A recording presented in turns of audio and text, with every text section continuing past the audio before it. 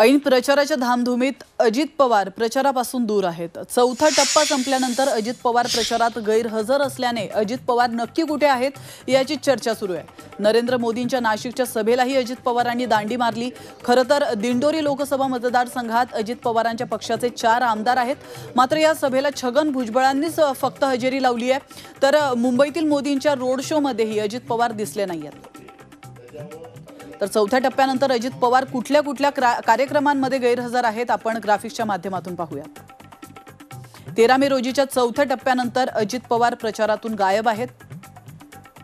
तर 14 मेला वाराणसीमध्ये पंतप्रधान नरेंद्र मोदींचा उमेदवारी अर्ज भरण्यासाठी देखील अजित पवार नव्हते।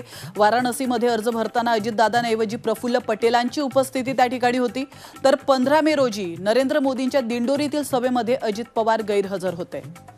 दिंडोरी लोकसभा मतदारसंघात अजित पवारांच्या पक्षाचे 4 आमदार आहेत। मोदींच्या सभेला केवळ छगन भुजबळांचीच हजेरी होती।